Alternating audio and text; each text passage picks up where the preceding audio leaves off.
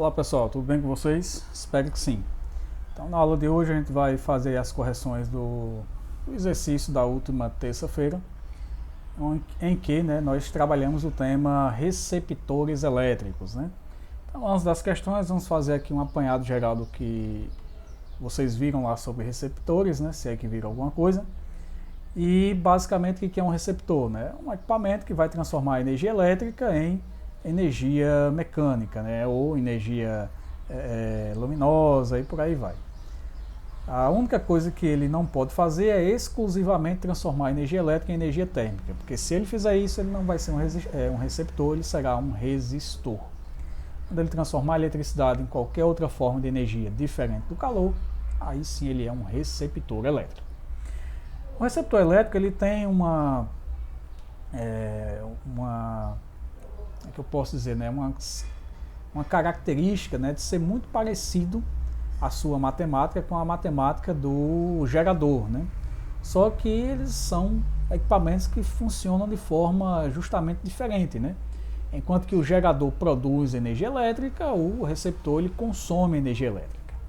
No caso aqui, nós vamos detalhar essas características, em que nós temos aqui que o principal receptor aí que a gente utiliza de forma didática são os motores elétricos, que transformam aí a eletricidade em energia mecânica, vão movimentar alguma coisa. E nós temos aqui que, cadê a sua representação, a sua caracterização gráfica, ela é basicamente a mesma do gerador. Tá aqui, ó. Onde você tem aqui os polos, positivo e negativo, você tem resistência interna, não existe receptor perfeito, ele sempre vai transformar um pedacinho da eletricidade em calor. Então o desenho ele é basicamente o mesmo do desenho do gerador. Qual é a diferença? A diferença é que nós, utilizando sempre o sentido convencional da corrente, lá no gerador, esse sentido ele é sempre em que a corrente sai do polo positivo e entra pelo polo negativo. Então, se isso aqui fosse um gerador, a corrente seria de B para A, aqui é de B para A, tá? Entrando no polo negativo e saindo pelo polo positivo. No caso do receptor, a única diferença é justamente o sentido da corrente. A corrente no receptor ela vai percorrer o sentido contrário, ou seja, ela vai entrar pelo polo positivo e vai sair pelo polo negativo. Então, nesse caso aqui, a corrente vai de A para B. Então, nesse sentido aqui de cima para baixo. Em relação às nomenclaturas, nós temos aqui uma tensão entre os polos, obviamente.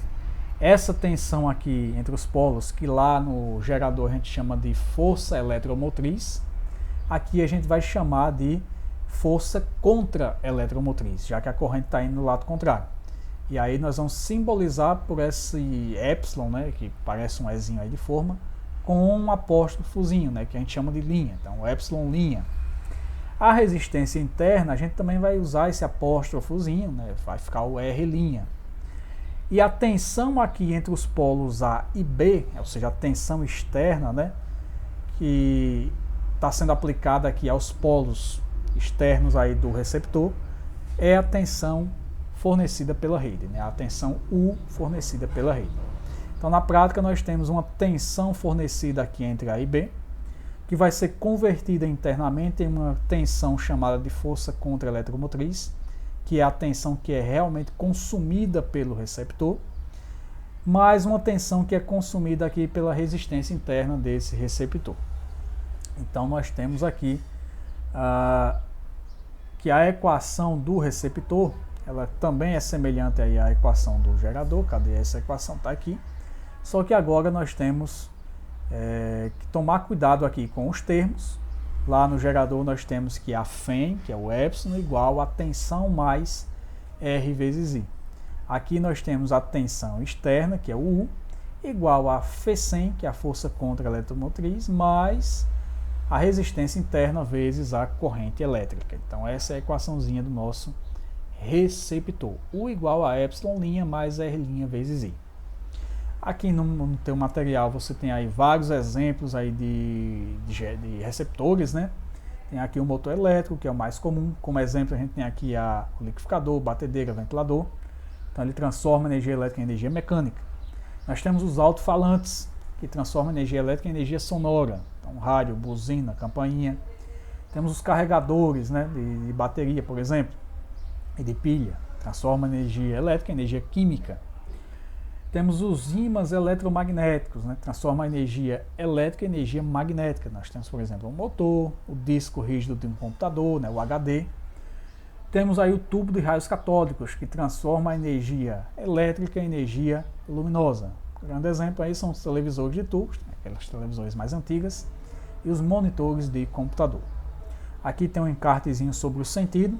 Então, no gerador, a corrente sai do polo positivo, enquanto que no receptor a corrente entra pelo polo positivo. Equação do gerador do receptor, né, já mostrei para vocês. Então, nós teremos aqui a tua pilha, que é o gerador, fornecendo uma tensão elétrica ao circuito. E temos aqui o motor elétrico, que é o nosso receptor, consumindo essa tensão elétrica. Então, essa tensão que ele recebe externamente da fonte, ela vai ser consumida internamente em forma de rotação, ou seja, transformação em energia mecânica, mais o que ele consome em forma de energia térmica, né? Todo motor ele esquenta, todo receptor ele vai esquentar um pouquinho. Então, é essa parcela que tem aqui na fórmula de R vezes I. Curva característica do receptor, né? Lembrar que lá no gerador a curva característica é uma reta decrescente, ligando aqui o eixo da tensão com o eixo de corrente. Então seria aqui, ó, onde eu estou passando o mouse. Já no receptor a curva ela é reta, é uma linha reta, porém é uma reta crescente e ela começa sempre acima da origem. E esse ponto onde ela inicia aqui é a nossa força contra eletromotriz, é o Φ100 aqui, é o epsilon'. E para qualquer ponto posterior a isso, você vai ter a aplicação da fórmula epsilon' mais R' vezes I. O que mais nós temos aqui? No caso, um receptor do tipo ideal é aquele que não teria resistência interna. Isso, como o próprio nome já diz, é uma idealização, é algo que não acontece na prática, mas se acontecesse, nós teríamos que a curva do receptor seria essa daqui, uma linha horizontal em que toda ela representaria a força contra a eletromotriz. Isso na prática não existe. Volto já com os exercícios para a gente resolver.